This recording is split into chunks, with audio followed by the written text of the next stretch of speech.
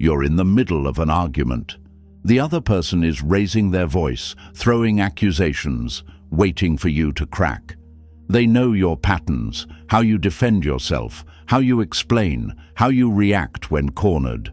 They're expecting the usual dance: attack, defend, escalate, repeat. But this time something different happens. You don't take the bait, you don't explain, you don't defend. You simply go silent. And in that silence, something remarkable occurs. They panic. Watch their face change. The confusion sets in first, then desperation. They raise their voice louder, hoping to provoke the reaction they're used to. They switch tactics, from anger to guilt, from accusations to playing victim. But you remain still, unmoved, observing without absorbing. That's when they realize something terrifying. They've lost control over you. Your silence has become your greatest weapon, and their power over your emotions has evaporated into thin air. We live in a world that demands constant response. Every text needs an immediate reply. Every accusation requires a defense. Every provocation expects engagement. We've been conditioned to believe that silence equals weakness, that not responding means you're afraid or guilty or indifferent. But the Stoics understood something profound that modern culture has forgotten. True power doesn't announce itself, it simply exists. And sometimes the most powerful thing you can do is absolutely nothing. Marcus Aurelius wrote in his private journal, "You have power over your mind, not outside events. Realize this, and you will find strength." What he understood, ruling an entire empire surrounded by constant demands and provocations, was that responding to everything dilutes your power. Silence, when wielded with intention, becomes an impenetrable shield.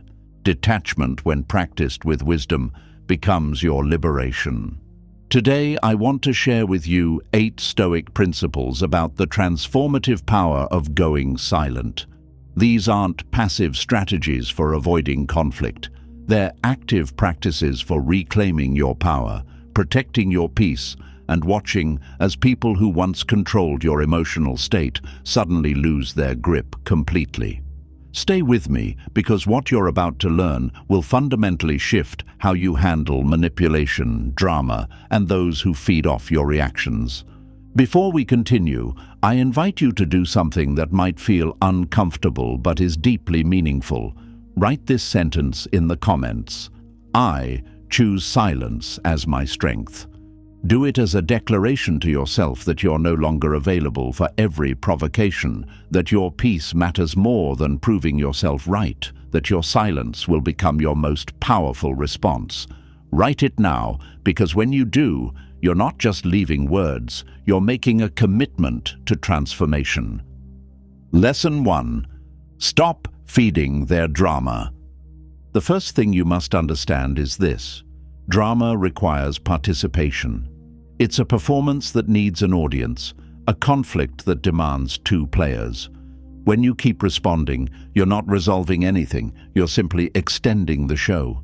Most people don't realize they've become addicted to the chaos, the arguments that go nowhere, the circular conversations that never reach conclusion, the emotional roller coasters that leave them exhausted, but somehow compelled to ride again. Let me tell you about Michael. He worked at a marketing firm where one colleague, Jennifer, thrived on workplace drama. Every project became a battlefield.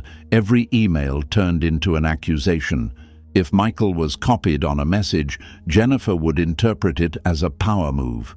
If he wasn't copied, she'd claim he was being excluded deliberately. For 2 years, Michael engaged. He'd write paragraph-long responses explaining his intentions. He'd schedule meetings to clear up misunderstandings. He'd stay late crafting diplomatic emails that addressed every concern she raised. The exhaustion was crushing him. His wife noticed he'd come home tense, spending his evenings mentally rehearsing conversations with Jennifer. His productivity suffered because half his energy went toward managing her reactions. His manager noticed the impact. Not on Jennifer, but on Michael, because she'd successfully made him responsible for her emotional state. Then Michael attended a leadership workshop where the facilitator said something that changed everything. Not every battle requires your presence. It hit him like lightning. He'd been showing up to fights he never needed to attend. He'd been feeding a system that only worked if he kept participating. The next time Jennifer sent a passive-aggressive email, Michael didn't respond immediately. When she followed up demanding explanation, he simply wrote, "Noted. No defense, no explanation, just acknowledgement without engagement." Jennifer escalated. She sent 3 more emails, each more agitated than the last. Michael responded to none of them. She complained to management that he was being unresponsive. The manager reviewed the thread and sided with Michael. He acknowledged your concern. What else do you need? Here's what happened next. Jennifer's behavior lost its power because it lost its fuel. Within 3 weeks, her emails to Michael became purely professional. Within 2 months, she'd moved on to finding drama elsewhere because Michael was no longer a viable source. He hadn't changed her, he'd changed his participation in her system. The Stoics called this principle preferred indifference. Epictetus taught that we should concern ourselves only with what's in our control, our choices, our responses, our character. Everything else, including other people's drama, falls outside our domain. When you stop feeding drama with your attention, your explanations, your emotional energy, you don't just starve it, you free yourself. The practical application is simple, but requires discipline. When someone tries to pull you into their chaos, pause. Before responding, ask yourself, is this a genuine problem requiring my input, or is this drama seeking my participation? If it's the latter, your response should be minimal or non-existent. A simple "I understand" or complete silence sends a clear message. I'm not playing this game anymore. Every time you resist the urge to over-explain, justify, or defend yourself to someone who's looking for emotional supply rather than actual resolution, you're building a crucial skill. You're learning that your peace matters more than being understood by people who never intended to understand you in the first place. That's the first step toward true detachment, recognizing which battles you were never meant to fight. Lesson 2. Silence disrupts their script. People who manipulate, provoke, or seek control operate from scripts. They've learned through repeated interactions exactly which buttons to push to get specific reactions from you. They know if they accuse you of something, you'll scramble to defend yourself. They know if they play victim, you'll apologize even when you did nothing wrong. They know if they give you the silent treatment, you'll chase them with explanations and apologies. Your predictability is their power. But here's what happens when you go silent. You break the script entirely. They're left holding lines that no longer have responses, performing to an audience that's no longer watching. The confusion this creates is profound because their entire strategy depends on your participation. Sarah discovered this truth painfully late in a 3-year relationship. Her boyfriend, Alex, had mastered the art of emotional manipulation. Whenever Sarah wanted to discuss relationship issues, his lack of effort, his flirting with other women, his broken promises, Alex would flip the script. Suddenly, Sarah would find herself apologizing. He'd bring up something she'd done weeks ago, or he'd accuse her of being controlling, or he'd storm out, leaving her desperate to fix things. The pattern was exhausting. Sarah would prepare for conversations, thinking through her points carefully, trying to express her needs without triggering him. But every conversation ended the same way. Alex angry, Sarah apologizing, nothing resolved. Her friends could see it clearly. Her therapist pointed it out explicitly. But Sarah kept engaging, kept trying to find the right words, kept believing that if she just communicated better, he'd finally hear her. Then came the incident that changed everything. Alex had cancelled their anniversary plans last minute to go to a concert with friends. When Sarah expressed disappointment, he launched into his usual routine. "You're so needy. You want to control my life. I can't do anything without you getting upset." In the past, Sarah would have spent the next hour defending herself, explaining she wasn't controlling, listing all the time she'd been understanding. This time, she said nothing. She simply looked at him and remained silent. Alex continued his monologue, but something was different. Without Sarah's responses to build on, his momentum faded. He tried different tactics. "Are you going to talk to me?" Silence. "This is immature." Silence. "Fine, be that way." Silence. For the first time in 3 years, Alex had no script to follow. Sarah's silence had created a void he couldn't fill with his usual manipulation. He left angry, expecting Sarah to chase him with apologies like she always did. She didn't. Days passed. Alex sent texts ranging from loving to hostile, trying to provoke any response. Sarah responded only when it was practical. "I'll pick up my things on Saturday." Alex panicked. He showed up at her apartment, suddenly willing to talk about everything she'd wanted to discuss for years. Promises poured out. He'd change, he'd try harder, he'd go to therapy. But Sarah had already seen the truth. His willingness to engage only appeared when his control disappeared. Her silence had revealed what all her words never could, that his performance only worked if she kept playing her assigned role. Marcus Aurelius understood this deeply. He wrote, "How much more harmful are the consequences of anger and grief than the circumstances that aroused them? When you respond from emotion to manipulation, you're fighting on their chosen battlefield, using their preferred weapons. But when you detach, when you refuse to engage, you change the entire game. Your silence becomes a mirror that forces them to confront their own behavior without the distraction of your reaction." The practical wisdom here is powerful. People who rely on provoking your reactions have built their entire strategy on predictability. The moment you become unpredictable through silence, their strategy crumbles. They'll escalate, they'll try new tactics, they'll cycle through different emotional appeals, but if you remain detached, their power evaporates. You're not being cruel or petty. You're simply refusing to participate in a dynamic that was never in your best interest. Lesson 3. Detachment isn't indifference. There's a critical distinction that many people miss when learning about Stoic detachment, and this misunderstanding causes them to either reject the philosophy entirely or apply it harmfully.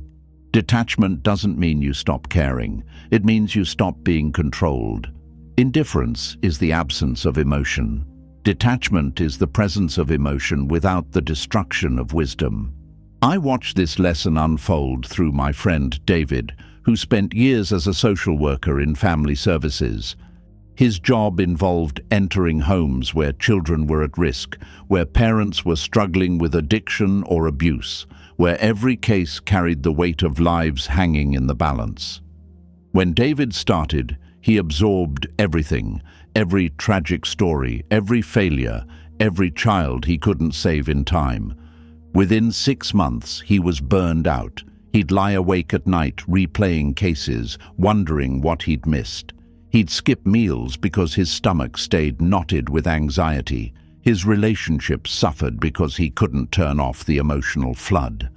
His supervisor noticed his deteriorating performance and gave him advice that seemed impossible.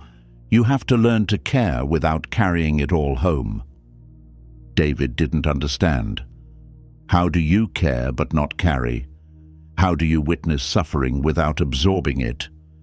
It felt like his supervisor was telling him to stop being human, to develop a callousness that would let him function. But that's not what she meant at all. She explained detachment through a Stoic lens. Your job is to do everything within your power to help these families. But once you've done that, once you've filed the reports, made the calls, followed the protocols, what happens next isn't yours to carry. You can't control judges' decisions, parents' choices, or systemic failures. Carrying that weight doesn't help anyone. It just destroys you, and then you can't help the next family that needs you. The shift David made was subtle, but transformative. He still cared deeply. He still fought fiercely for every child in his caseload. But when he left work, he practiced a mental ritual. He'd sit in his car for 5 minutes and consciously acknowledge, "I did everything within my power today. What happens next is beyond my control. I release it." This wasn't indifference. David still felt emotion, concern, compassion, even grief when cases went badly, but he stopped letting those emotions control him. He stopped personalizing outcomes that involved dozens of variables beyond his influence. He learned to witness suffering, respond appropriately, and then detach from results he couldn't determine. The impact was remarkable. His effectiveness at work improved dramatically because his mind was clear instead of overwhelmed. His relationships strengthened because he was present with his family instead of mentally replaying cases. Paradoxically, by caring less about outcomes he couldn't control, he became better at handling the actions he could control. Epictetus taught this with crystalline clarity. Make the best use of what is in your power and take the rest as it happens. That's not permission to stop caring. It's wisdom about where to direct your energy. You care through your actions, your effort, your character, but you detach from the results because attaching your peace to outcomes beyond your control is a recipe for perpetual suffering. Here's the practical application. Identify what's truly in your control in any situation. Your response, your effort, your integrity, that's it. Everything else, how people react, what they choose, what happens next, exists outside your domain. Pour your care into what you control. Observe without attachment what you don't. That's how you engage fully without being destroyed by what you can't change. This matters immensely when dealing with toxic people or situations. You can care about someone without letting them control your emotional state. You can want the best for someone without sacrificing your peace for their chaos. Detachment allows you to help from a place of strength rather than being dragged into weakness. It's not cold, it's wise. And wisdom, not indifference, is what actually changes situations for the better. Lesson 4. Your absence speaks louder.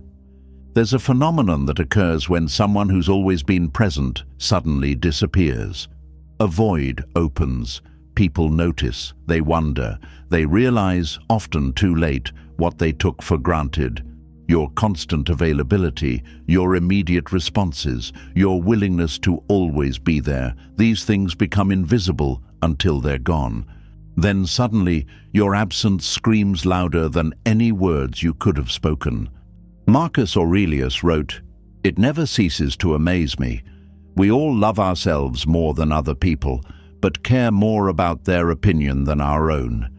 We make ourselves endlessly available, training people to treat our time and attention as unlimited resources. Then we wonder why they don't value us. The truth is brutal. People value what they can't easily access. Your constant availability doesn't prove your worth. It often diminishes it." Let me tell you about Rachel. She was the glue in her friend group, the one who planned everything, the one everyone called when they needed something, the one who showed up for every event, every crisis, every random Tuesday coffee request. For 5 years, Rachel bent her schedule around everyone else's needs. She'd cancel her plans to help friends move.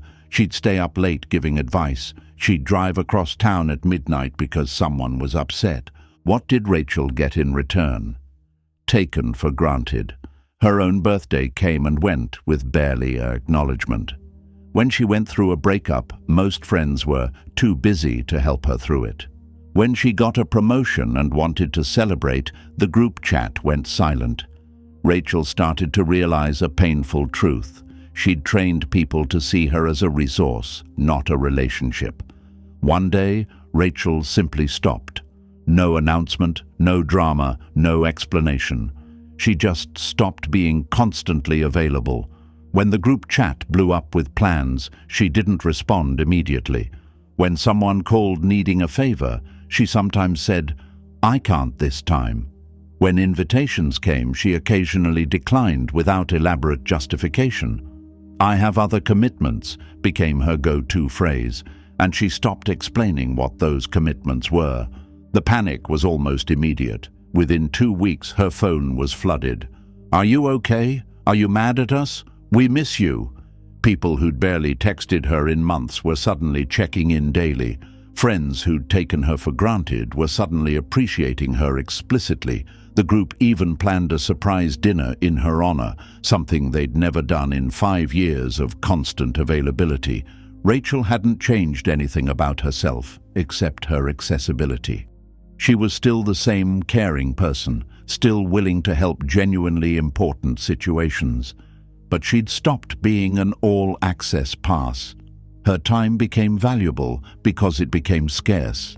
Her attention became appreciated because it became selective. Her absence created the appreciation her constant presence never did. This is the paradox the Stoics understood. Attachment and availability often work inversely to value. When you're always there, always responding, always accessible, you're teaching people they don't need to value you because you'll never actually leave. But when you create space, when your presence becomes something that needs to be earned rather than assumed, everything shifts. Seneca wrote, "Nothing is ours except time." Your time is the only truly finite resource you have. Every moment spent on people who don't value it is a moment you'll never reclaim. Going silent, creating distance, withdrawing your constant availability, these aren't punishments. They're corrections. You're simply stopping the pattern where you overvalue access to yourself. The practical step is uncomfortable but necessary. Audit where your time and energy go. Who actually reciprocates? Who adds value to your life versus only taking from it? Then start creating selective availability. You don't owe explanations. "I'm not available then" is a complete sentence. Watch what happens when people have to work for your attention instead of assuming it. The ones worth keeping will step up. The ones who were using you will fade away. And in the space created by your absence, you'll finally discover your own worth. Lesson 5. They'll try to pull you back. Here's what nobody tells you about going silent and detaching. It gets worse before it gets better. The moment you withdraw your constant presence, the moment people realize they can't manipulate you with the same old tactics, they don't simply accept it and move on. They escalate. They try everything in their arsenal to pull you back into the familiar dance. This is the test that determines whether your silence is genuine strength or just a temporary tactic. The pattern is predictable because it's psychological. When someone loses control over your reactions, they experience what psychologists call extinction burst, a sudden increase in the behavior that used to work, one last desperate attempt to get the response they're accustomed to. They'll cycle through every strategy that's worked before, often becoming more intense, more creative, more seemingly sincere. And if you don't understand this pattern, you'll mistake their escalation for genuine change and get pulled right back in.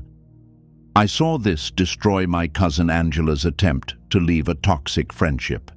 She'd been friends with Claire for 7 years, a relationship that had slowly become one-sided and emotionally draining. Claire would call during Angela's work meetings, show up unannounced expecting full attention, guilt-trip Angela for having other friends, and create constant crises that demanded immediate support. After months of therapy, Angela decided to create distance. The first week, Claire barely noticed. By week 2, when Angela hadn't responded to several urgent texts, Claire began the escalation cycle. First came the guilt trip. "I can't believe you'd abandon me when I need you most."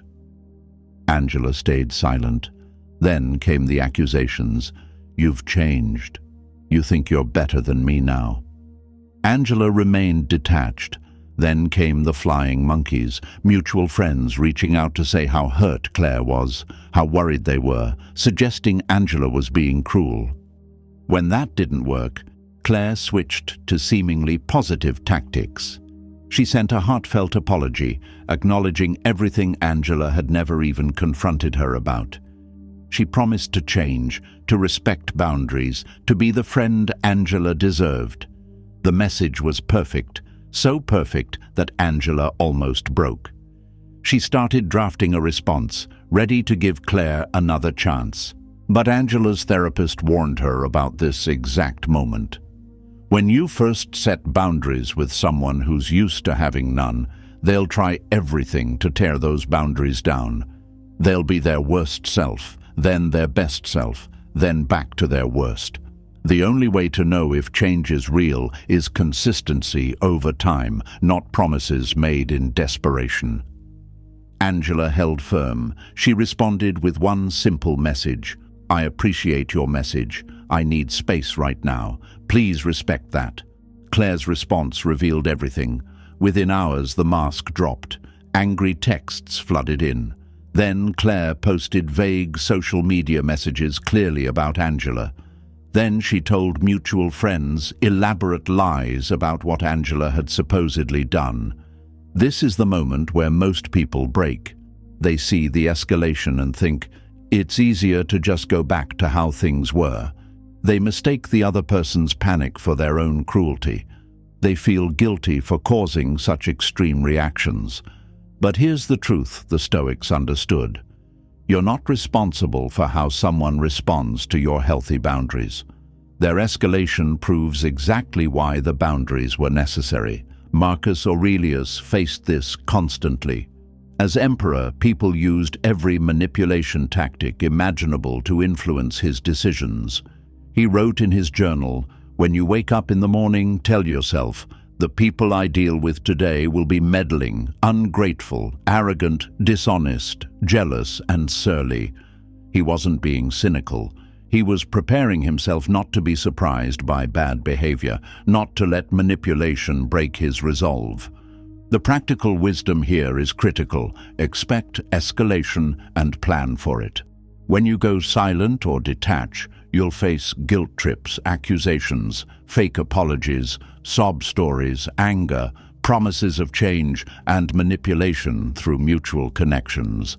Every single tactic is designed to make you doubt yourself and return to the familiar dynamic. But each time you hold firm through escalation, you're training people how you will be treated going forward. Your response to hoovering attempts should be consistent, minimal to non-existent engagement. Don't defend, don't explain, don't get drawn into debates about whether you're being fair. A simple, "I've made my decision," or complete silence is enough. People who respect you will respect your boundaries. People who don't will reveal themselves through how they respond to those boundaries. That revelation is the gift, even though it's painful. Lesson 6. Observe without absorbing. The highest level of detachment isn't removing yourself from situations entirely. It's learning to be present in chaos without becoming chaotic, to witness turmoil without internalizing it, to observe dysfunction without being infected by it. This is the skill that separates those who merely survive difficult environments from those who move through them untouched, maintaining their inner peace regardless of external circumstances.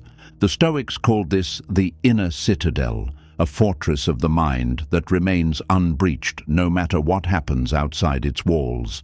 Marcus Aurelius, surrounded by war, plague, betrayal, and political chaos, maintained this inner fortress through daily practice.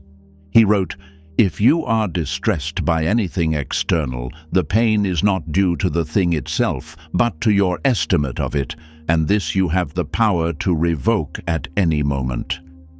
Let me show you what this looks like in modern life through the story of James. He worked in emergency medicine, an environment where chaos is constant. Every shift brought trauma, death, families in crisis, and split-second decisions with life or death consequences. Many of his colleagues burned out within 5 years. Some developed severe anxiety. Others turned to substances to cope. A few became emotionally numb, losing the compassion that made them good doctors in the first place. James found a different path. He learned to exist in the middle of crisis without carrying it internally. When a patient died despite his best efforts, he felt the emotion, grief, sometimes guilt, always respect for the life lost. But he didn't absorb it into his identity. He didn't let it shake his foundation or question his competence. He observed the feeling, acknowledged it, and then returned to his center. One particularly difficult shift demonstrated this mastery. James treated 3 fatal trauma cases in 4 hours. Between each case, he took 2 minutes in the supply room, not to suppress his emotions, but to process and release them. He'd acknowledge what he felt. That was tragic. I did everything I could. That family is in pain. Then he'd consciously separate himself from outcomes he couldn't control. The injuries were too severe. My job was to try, not to guarantee results. I can't carry every tragedy. This practice wasn't cold. It was wise, because after processing those 3 deaths, James still had 6 more hours in his shift, and dozens more patients who needed him fully present and emotionally available. If he'd absorbed the grief, internalized the trauma, or let it destabilize him, he couldn't have functioned effectively for the rest of his shift. His colleague Sarah didn't understand James's approach. She wore every tragedy openly, prided herself on feeling everything deeply, and considered emotional absorption a mark of compassion. After 2 years, Sarah was on medical leave for depression and considering leaving medicine entirely. She'd cared so much that she could no longer function. James had found the balance, caring enough to do his job excellently, detached enough to sustain it long-term. Epictetus taught this principle explicitly. It's not what happens to you, but how you react to it that matters. The Stoic practice isn't about avoiding emotions or pretending difficulties don't exist. It's about developing the mental discipline to experience reality without being destroyed by it. You witness, you feel, you respond appropriately, then you release. You don't absorb everything into your core identity. Here's the daily practice. When something disturbing happens, pause and mentally separate yourself from it. Say internally, "This is happening, but it's not happening to who I fundamentally am." I can observe this without being defined by it. Notice the emotion without becoming the emotion. Feel anger without being an angry person. Experience sadness without becoming a sad person. The distinction is subtle but transformative. This skill matters immensely in relationships with volatile people. You can be present for someone's crisis without making their crisis yours. You can witness their drama without joining their drama. You observe their choices, their patterns, their dysfunction, not with judgment, but with clarity. And that clarity protects you from being pulled into their chaos while still allowing genuine connection where it's possible. The practice builds over time. Start small. When someone complains to you, listen fully, but notice when you start absorbing their negativity. When someone tries to upset you, observe your rising emotion, but don't let it take control. When bad news arrives, feel the appropriate response, but don't let it colonize your entire mental space. You're training yourself to be affected, but not infected, touched, but not trapped, present, but not possessed by external circumstances. Lesson 7. Let your results do the talking. There's a certain type of power that comes from silence backed by action.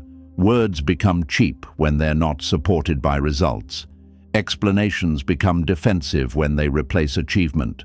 But when you simply do the work, consistently and excellently, your silence becomes unassailable. People can argue with your words, but they can't argue with your results. The modern world rewards self-promotion. Social media has turned everyone into their own marketing department. We're told if we don't constantly announce our achievements, no one will notice. We're taught to craft the perfect narrative, to explain our journey, to justify our decisions before anyone even questions them. But the Stoics understood something deeper. Those who are truly secure in their value don't need to advertise it constantly. Consider the story of Maria and Brandon, two colleagues competing for a senior management position. Brandon was the obvious favorite, charismatic, vocal about his achievements, constantly reminding leadership of his contributions.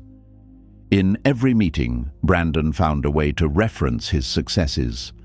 His emails always included casual mentions of wins he'd achieved. His social media was a carefully curated highlight reel of professional accomplishments. Maria was different. She rarely spoke about her work in terms of personal achievement. When she did present, it was about the team's results, the project's impact, the value created, not about her role in creating it. On social media, she barely mentioned work at all. Some people wondered if she was ambitious enough for leadership. Some thought her silence meant she wasn't accomplishing much. The promotion process involved extensive review. Leadership examined results, talked to team members, analyzed project outcomes. The decision shocked everyone except those who'd been paying attention to substance rather than performance. Maria got the position by a unanimous vote. When asked why, the CEO explained, "Brandon talks about winning. Maria actually wins.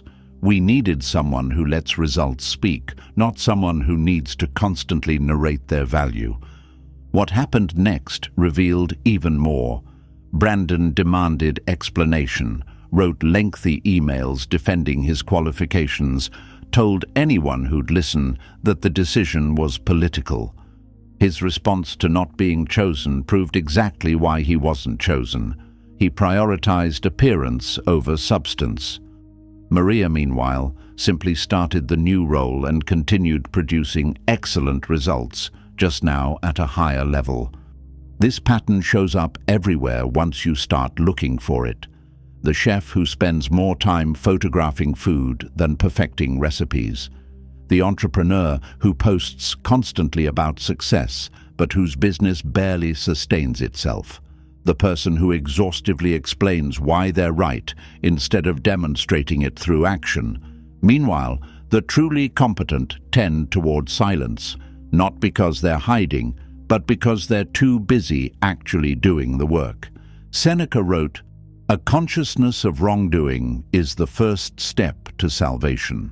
You have to catch yourself doing it before you can correct it." The inverse is also true. Consciousness of your actual value means you don't need to constantly announce it. When you know you're good at something, genuinely good through consistent results, the need to advertise diminishes. Your work speaks, your track record speaks, your character speaks. The only people who need to hear your constant self-promotion are those who aren't actually watching your results.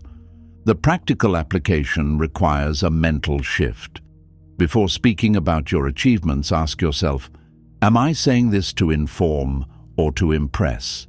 If it's the latter, consider staying silent and letting your work prove itself over time. This doesn't mean never sharing accomplishments or being falsely modest. It means understanding the difference between strategic communication and insecure validation seeking. Here's the test. If you couldn't talk about what you're doing for 6 months, would the results still speak for themselves? If yes, your foundation is solid. If no, you might be substituting narrative for substance. The strongest position is having results so clear that explaining them is redundant. When your work is excellent, your character is sound, and your word is reliable, silence actually amplifies your credibility rather than diminishing it. The next time you feel the urge to explain yourself, defend your decisions, or announce your value, pause. Ask if your energy would be better spent actually creating value that needs no explanation. Because at the end of the day, people remember what you did, not what you said about what you did. Results don't require commentary. Excellence doesn't need a marketing campaign. Character doesn't need constant defense. Let your actions be loud so your words can be few. Lesson 8. Peace is your protest. The ultimate form of detachment is understanding that your inner peace is the greatest statement you can make.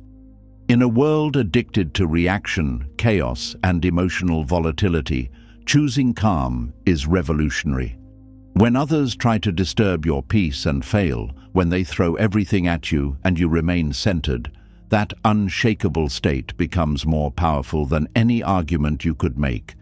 This is what the Stoics meant by inner freedom, the condition where external circumstances lose their power to dictate your internal state.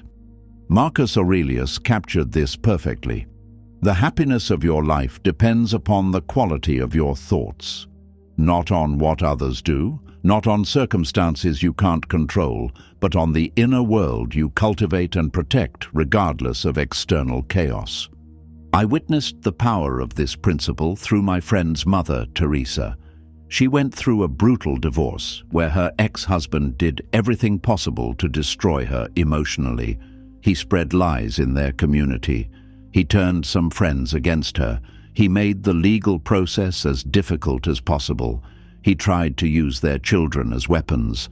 Everyone expected Teresa to match his energy, to fight back publicly, to defend herself aggressively, to show the world who he really was.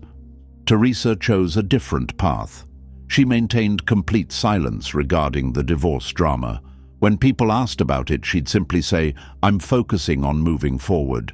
When mutual friends brought her gossip about what her ex was saying, she'd respond, "I don't need to defend myself to people who matter, and I don't need to explain myself to people who don't."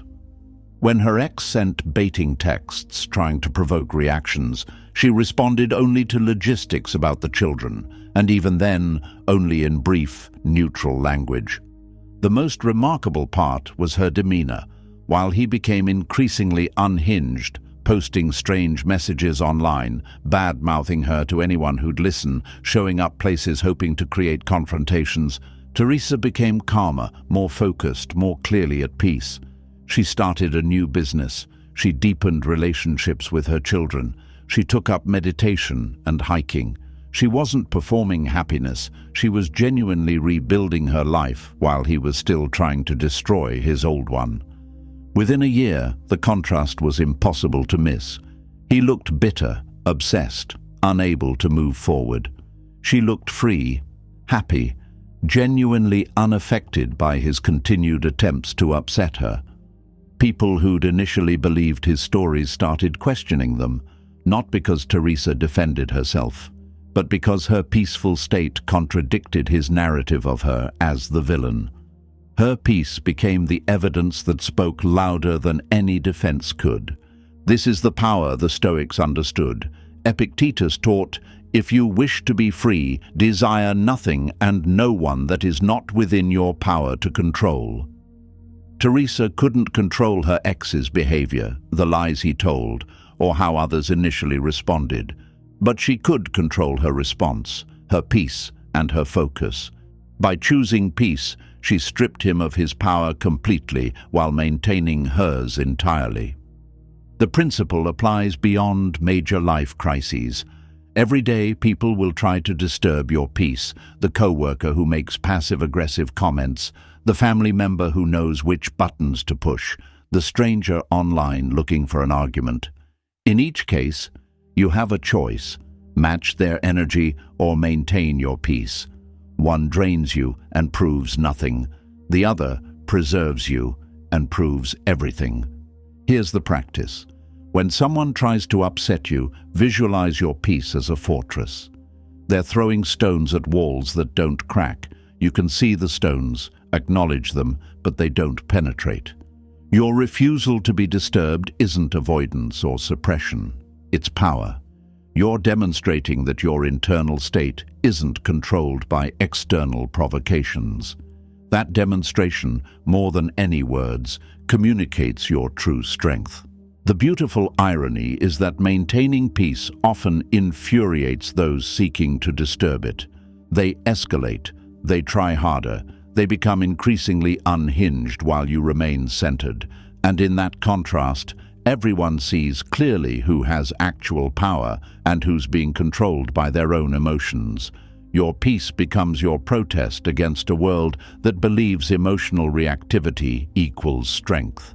Your silence becomes your loudest statement against the noise that demands you participate in chaos. Remember, you don't owe anyone access to your peace.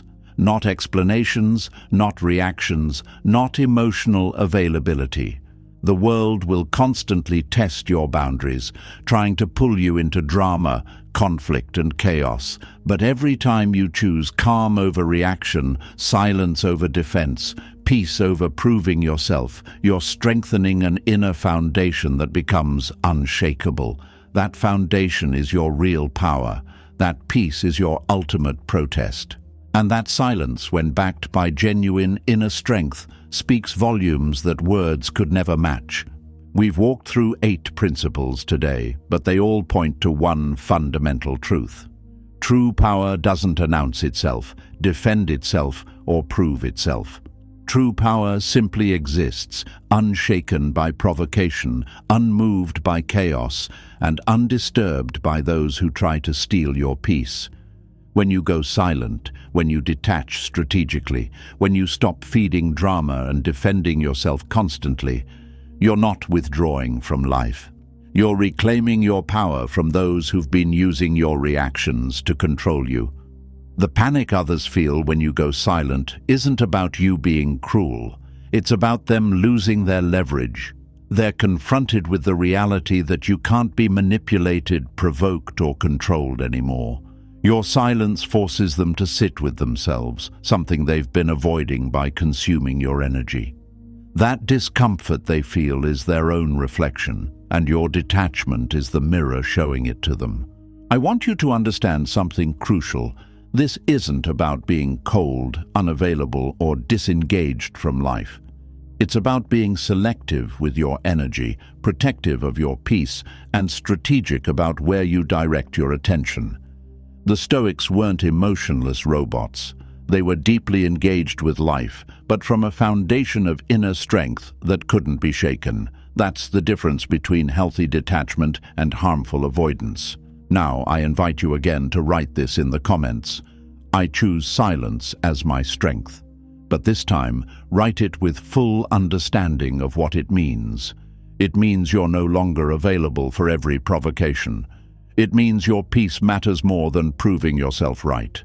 It means you'll observe without absorbing, witness without internalizing, and remain centered no matter how much chaos swirls around you. Write it as a commitment to the person you're becoming, someone whose silence carries more power than most people's loudest words. If this message resonated with you, if you felt something shift in how you understand silence and detachment, subscribe to this channel. Share this video with someone who needs permission to stop explaining themselves, stop defending constantly, and start protecting their peace. Come back whenever you need to be reminded that you don't need everyone to understand you, approve of you, or even like you. You just need to understand yourself, approve of your own path, and like the person you're becoming. Remember this: you don't need life to quiet down to be at peace. You just need to become so centered that the noise doesn't reach you anymore. When you master that, when your silence becomes your strength, and your detachment becomes your freedom, you've discovered something most people spend their entire lives searching for: true power that can never be taken, only cultivated from within. See you in the next video. Until then, stay stoic, stay silent, and stay strong.